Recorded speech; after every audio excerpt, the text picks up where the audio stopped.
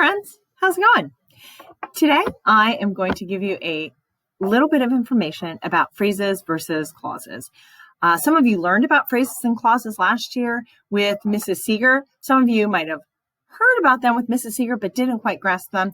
Either way, it's something that we need to review at the beginning of the year because we are going to be studying ways that we can make our writing more complex and mature and scholarly by using different types of phrases and clauses later on in the year. So first we need to figure out what the difference between a phrase and a clause is so that we have a common vocabulary. So a phrase is a word or a group of words. So one word could actually be a phrase.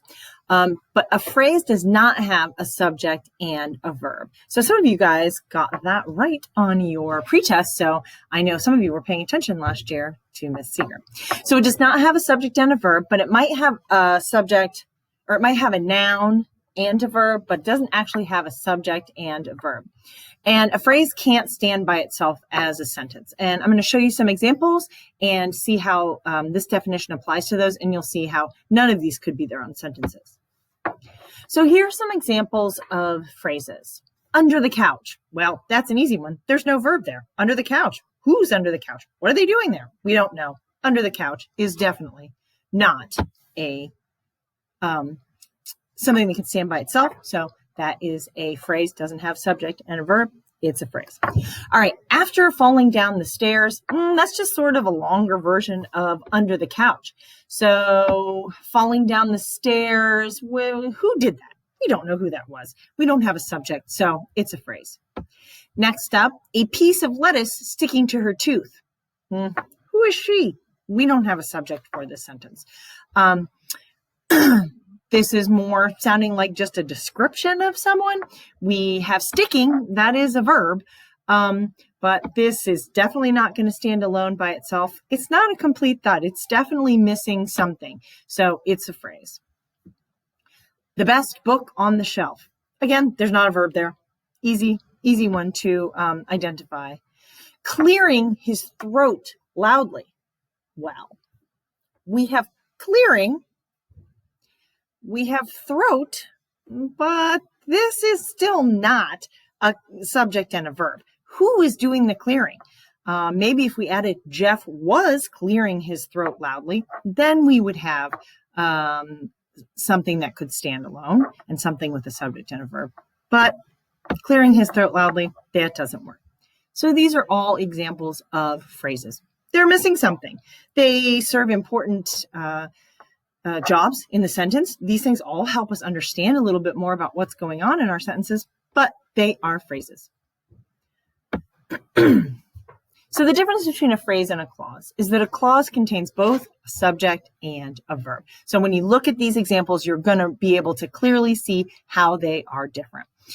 A dependent clause cannot stand alone. So I like to think of it, it's dependent. It leans on the other part of the sentence. It can't stand by itself, but it does have a subject and a verb. An independent clause can stand by itself as a sentence. So let's take a look at a couple of examples of that. All right, so a couple of independent clauses. Timothy ate the sandwich. Timothy is our subject. Ate is our verb.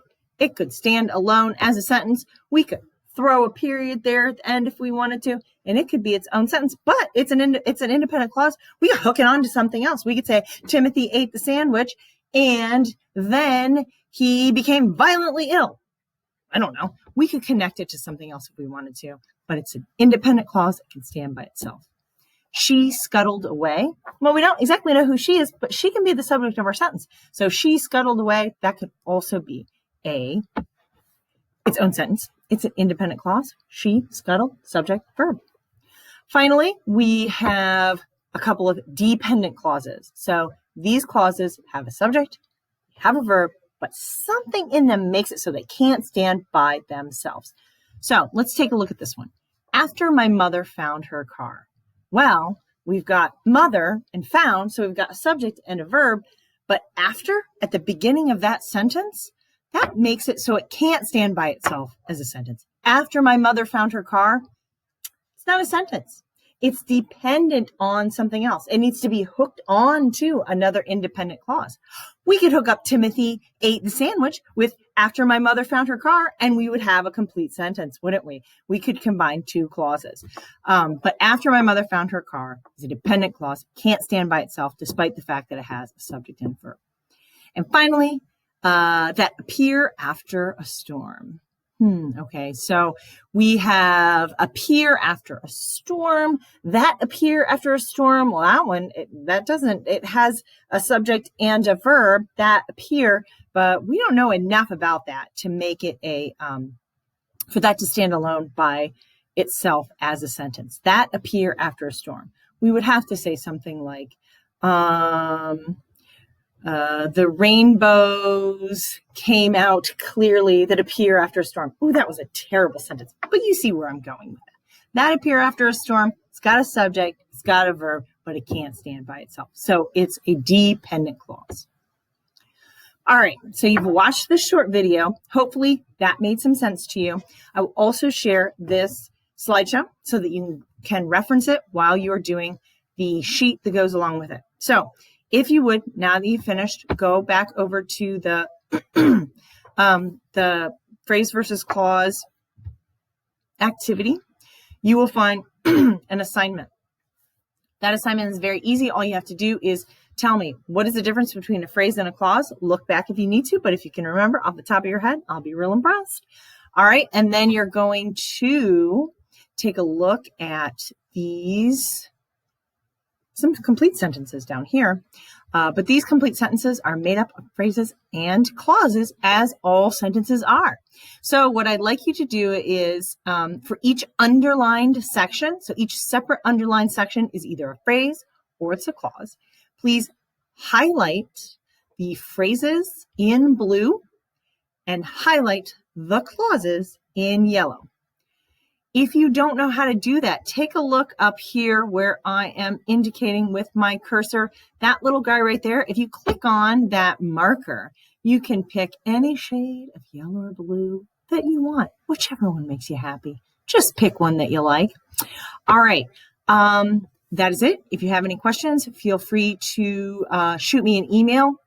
Keep in mind, this is a practice activity, so this is going to be for credit, no credit. We are going to take a quiz on down the road. See you later.